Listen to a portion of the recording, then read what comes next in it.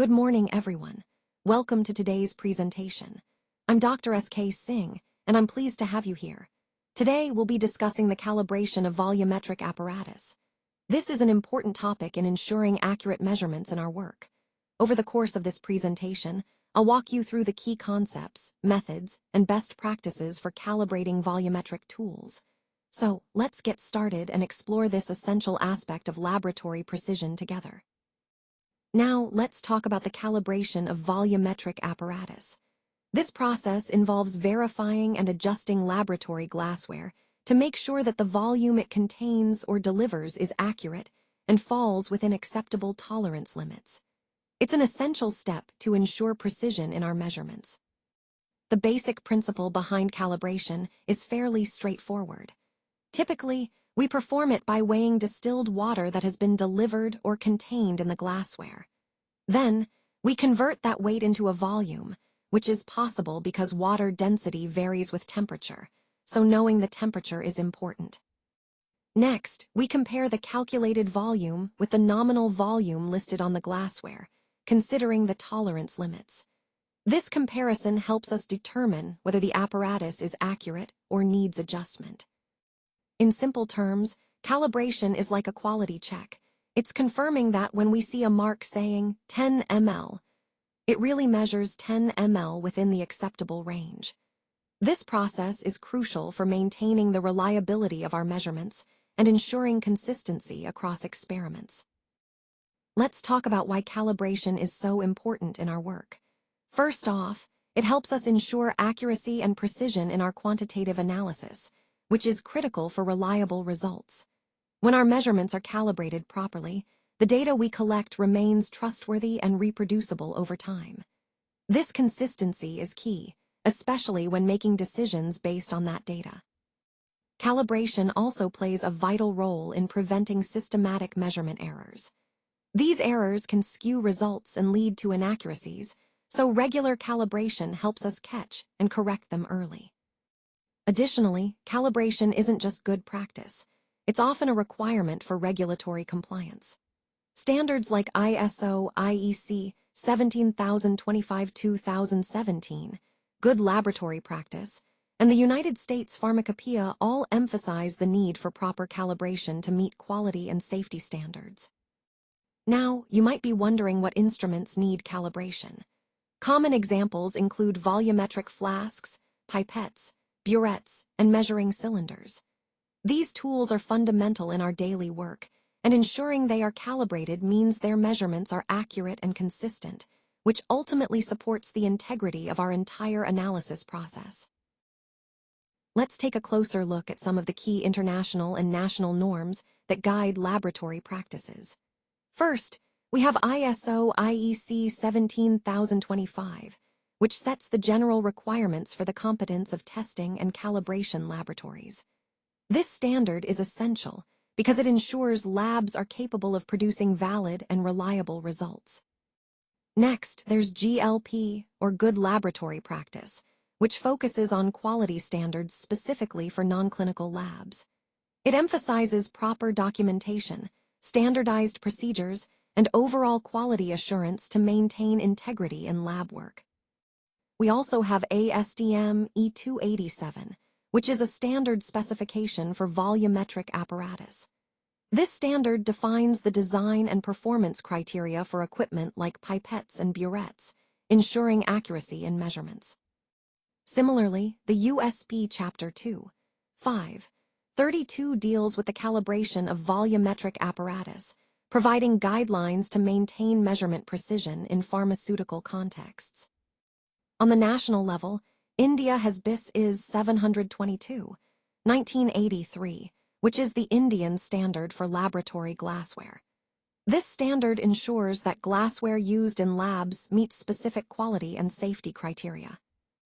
Overall, these norms, whether international or national, serve to define key aspects such as accuracy, measurement uncertainty, acceptance limits, and proper documentation. They help us maintain consistency, reliability, and confidence in our laboratory results, which is truly at the heart of quality assurance in our work. Now, let's talk about some common apparatus and tolerances that you'll encounter. First, we have volumetric accuracy concepts, which are fundamental to ensuring our measurements are reliable. One key point is the difference between tolerance and accuracy. Tolerance refers to the permissible deviation in a measurement, how much a measurement can vary and still be acceptable. Accuracy, on the other hand, is all about how close our measurement is to the true or actual value. Understanding this distinction is crucial because even within acceptable tolerances, there might be some deviation, but our goal is always to be as accurate as possible. Next, we need to consider error and uncertainty. Errors can be systematic or random. Systematic errors are consistent and repeatable, often due to calibration issues or equipment flaws. Random errors, however, fluctuate and are caused by unpredictable factors during measurement. Uncertainty encompasses all these factors, including environmental conditions, operator influence, and instrument limitations. Recognizing these sources helps us better control and improve measurement reliability, which ultimately ties back to our goal of achieving precise and dependable results in our work. Now, let's talk about the calibration process as outlined by GLP and ISO 17025 requirements, which both emphasize the importance of having documented schedules. This is crucial for maintaining the accuracy and reliability of our measurements. When we perform calibration, we follow a step-by-step approach. First, we need to clean the apparatus thoroughly and allow it to reach temperature equilibrium, ideally between 20 and 25 degrees Celsius. This ensures consistency and accuracy in our measurements. Next, we use a Class A certified balance, which is essential for precise weight measurements. For the volume measurements, we use high-purity water to avoid contamination and variability. We then dispense the nominal volumes carefully, making sure to follow the specified procedures. After dispensing, we weigh the dispensed water. This helps us determine the actual volume by converting the weight to volume, applying the appropriate density correction. Now let's talk about calibration frequency. It's important to establish and follow recommended intervals. For example, new apparatus should be calibrated upon receipt to verify initial accuracy. Anytime equipment is repaired or replaced, recalibration is necessary. Regular calibration should also be scheduled, typically annually or semi-annually, depending on your specific procedures and the criticality of the measurements. And of course, if there's any breakage or suspected error, recalibration must be performed immediately. By following these schedules, we ensure our calibration remains valid, traceable, and compliant with regulatory standards. Let's dive into calculation fundamentals. This slide is all about understanding the core principles behind how we perform calculations in this context. First, it's important to recognize that accurate calculations are the backbone of reliable data analysis. They ensure that our results are consistent and meaningful. We'll look at the key points, such as the basic arithmetic operations, addition, subtraction, multiplication, and division, and how they form the foundation for more complex computations. It's crucial to grasp these basics because they underpin everything else we do in this field. Next, I want to highlight the importance of precision and clarity in calculations. Small errors can cascade into larger issues later on, so double-checking our work is essential. Finally, connecting these fundamentals to the overall theme, remember that mastering these calculation principles empowers us to analyze data more effectively, make informed decisions, and ultimately drive better outcomes in our projects. So, keep these core concepts in mind as we move forward. Let's take a closer look at burette calibration. The burette we're working with has a nominal volume of 50 milliliters. When we perform the calibration, we measure the dispensed volumes at 10 milliliter increments to check its accuracy. This helps us ensure that the volume delivered matches what's marked on the burette. In the result summary, we see an example of calibration data. This example illustrates how the actual dispensed volumes compare to the expected values. It's an essential step because even small inaccuracies can impact our experimental results. By calibrating the burette carefully, we maintain measurement precision and reliability in our experiments. This process connects to our overall goal of obtaining accurate, reproducible data in our lab work. Now, let's talk about the acceptance criteria as outlined by ASTM, USP, and ISO standards. Essentially, results must fall within specified tolerances to be considered valid. This means that when we perform our tests, the data we gather should be consistent with the acceptable range defined by these organizations. Documentation is also a critical part of this process. Every time we perform a measurement, we need to record key details: the date and time of the test, the calibration standards used, environmental conditions like temperature and humidity, and any calculations or uncertainties involved in the measurement. Plus, a signature from the technician who performed the test is essential to maintain accountability and traceability. If results fall outside the acceptable range, the protocol is clear. We need to recalibrate our equipment, make adjustments as necessary, or even discard the measurement if it cannot be corrected. Moving on to uncertainty estimation. This is about understanding and quantifying how confident we can be in our measurements. It's a way to acknowledge the potential variability and limitations inherent in any measurement process. Recognizing and estimating uncertainty helps ensure the reliability of our results and supports decision-making. Overall, these criteria and considerations are fundamental because they ensure our testing is accurate, reproducible, and compliant with industry standards, which is the backbone of quality assurance in our work. Let's talk about traceability and standards. It's crucial that calibration processes are traceable to national and international standards to ensure accuracy and consistency. For labs operating under ISO 17025, this means using traceable balances and certified weights.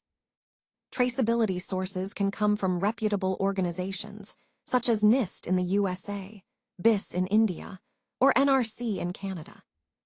These organizations provide the benchmarks that help us verify that our measurements are reliable and comparable worldwide. By adhering to these standards, we maintain the integrity of our calibration processes and support the overall quality of our work.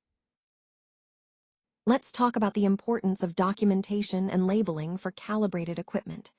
Every calibrated apparatus should have a clear calibration label attached. This label needs to include the date of calibration, so we know exactly when it was last checked. It's also crucial to specify the next due date for calibration, helping us stay on top of maintenance schedules. Additionally, each piece of equipment should have a unique ID number. This helps us easily identify and track individual devices.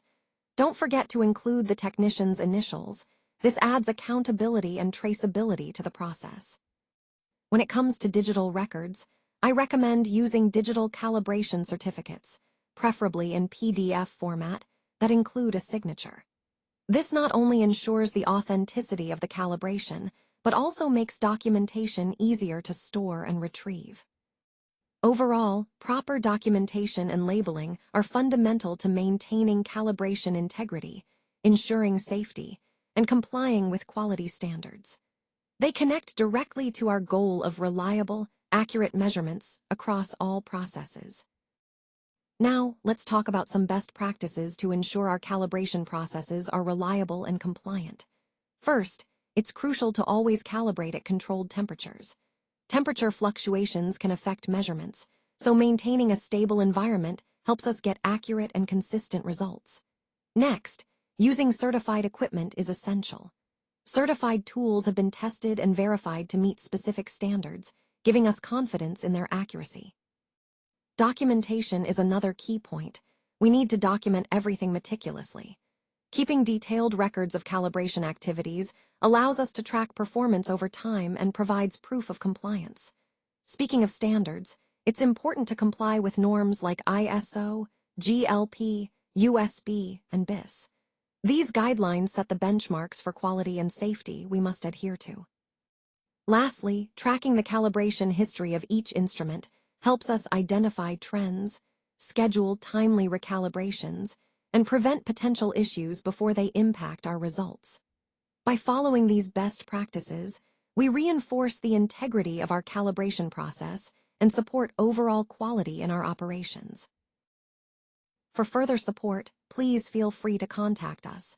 We're here to help you with any questions or additional information you might need. Thank you so much for your time and attention today. I truly appreciate your engagement and interest. Remember, we're committed to supporting you beyond this presentation, so don't hesitate to reach out. Thanks again, and have a great day.